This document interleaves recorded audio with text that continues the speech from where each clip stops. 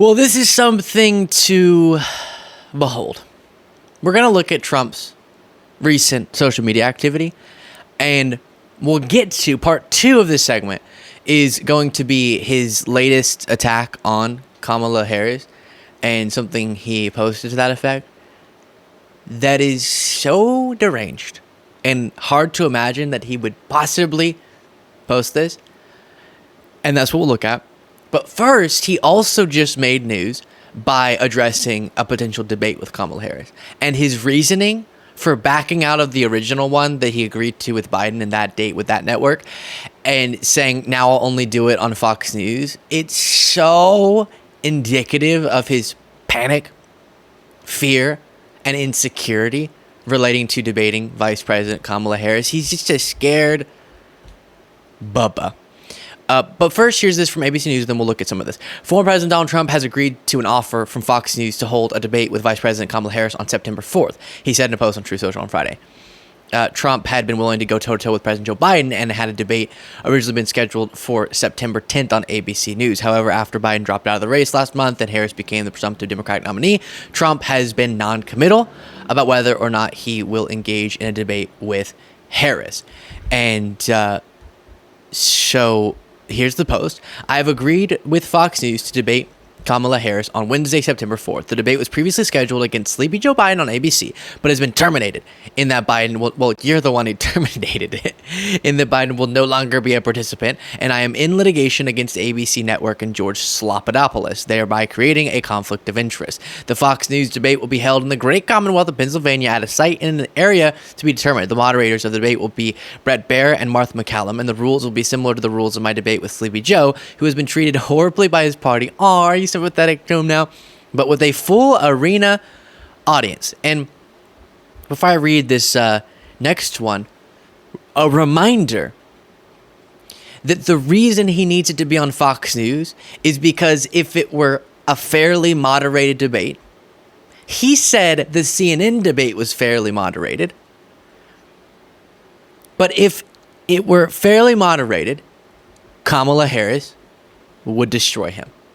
Which is why he's saying instead of the one that was already set up with Biden and you can just switch out Harris and she can be the one who shows up, you don't have to change anything about your plans, Trump. Oh, but you do. Because you rely not on comprehensive policy critiques of the other side, because the policy is very similar, but instead personality attacks. And you were riding the wave of your attacks against Biden and of this entire media echo chamber that had been structured around smearing Biden. Now you have to start from scratch against Kamala Harris, and because it's not about policy and it's about personalities, you're really struggling, as we're going to see later in this segment.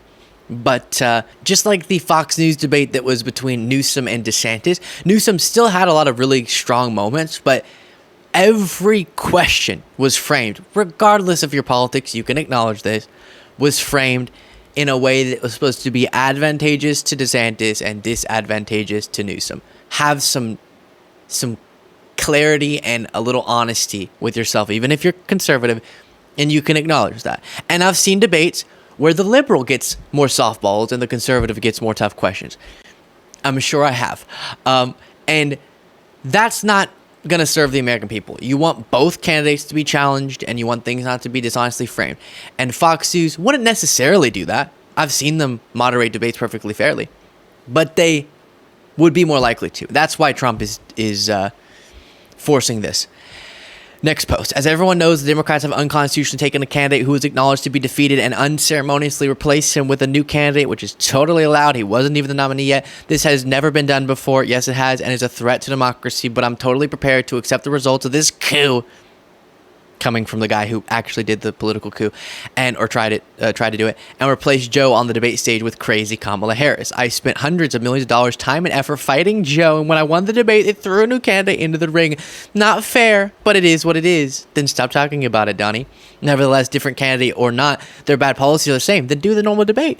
And this will be strongly revealed at the September 4th debate. I look forward to meeting and debating Kamala Harris on September 4th. The date is convenient and appropriate in that it's just prior to the September 6th start of early voting in the 2024 presidential election. I look forward to seeing everyone on September 4th in the great Commonwealth of Pennsylvania. So, strategically, obviously, he's trying to flip the script and say, I'm not the one backing out of the debate. Kamala Harris is, if she doesn't accept this Fox News one. Honestly, we'll see how it goes. I think a few days of Kamala Harris doing what she's doing, which is saying, I'm going to be going to the one we already agreed to. And by we, I mean the DNC and the RNC. And when Biden was the nominee, he was going to be the one showing up. I get that this changes things, but why? If the next things he's going to say are true, all these disparaging of the intelligence of Kamala Harris, if really she just doesn't have his language's IQ to debate me effectively, then show up to the ABC one and show America how great you are.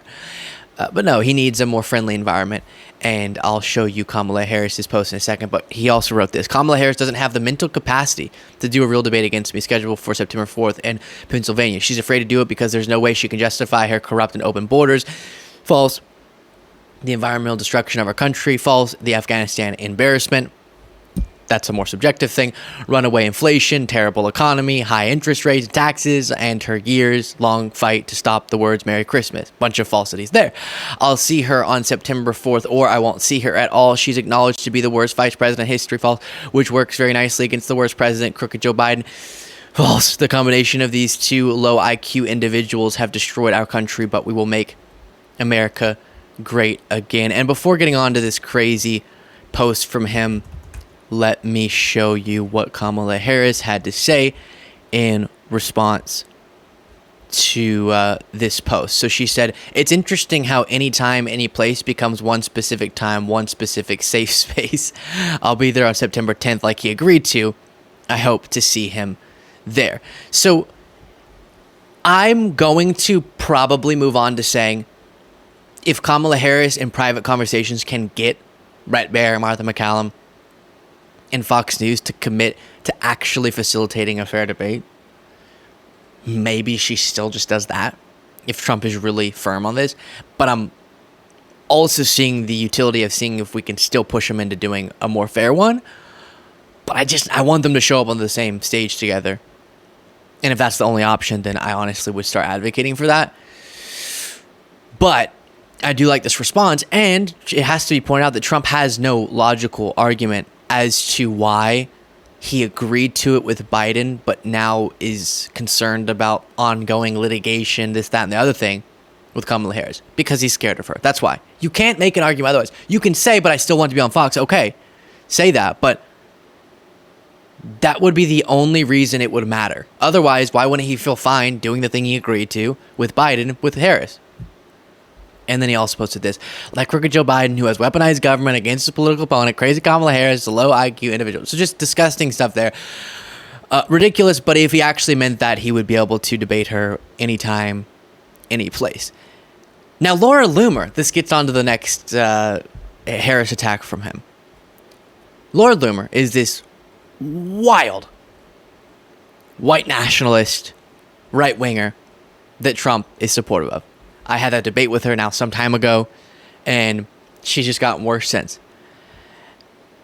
And she's been obsessed with the whole Kamala Harris is not black talking point, lie, racist attack.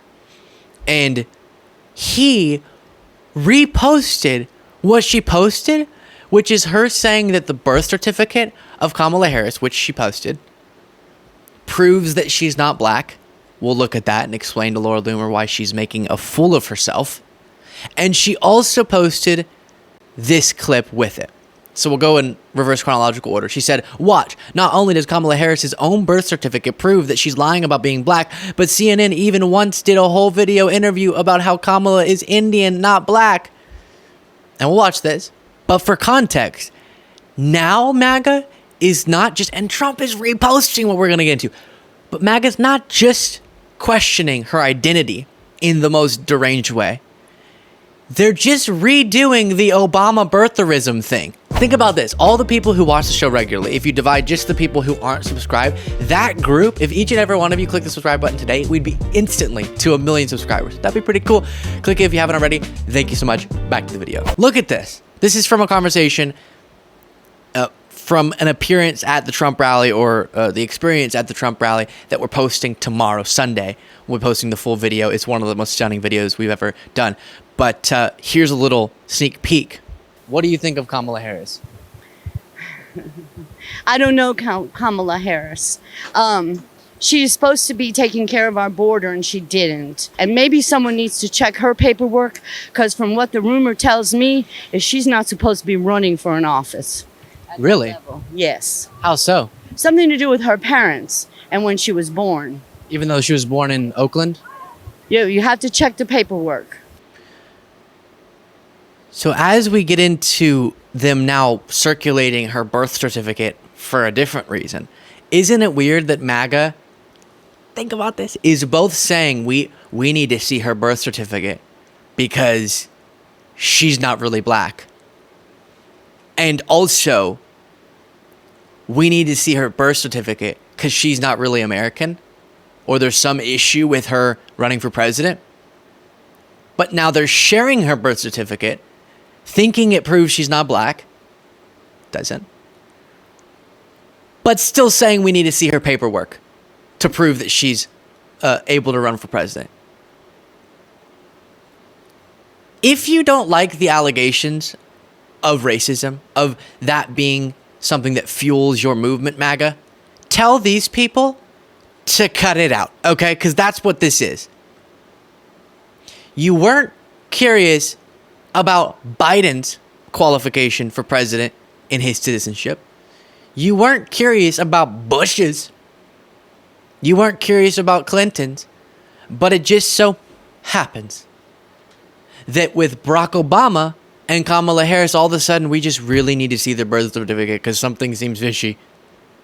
I don't know what it is, but something seems off. And I don't know if they should be running for president.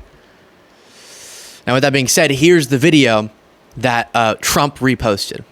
My mother, who raised me and my sister, was a proud woman.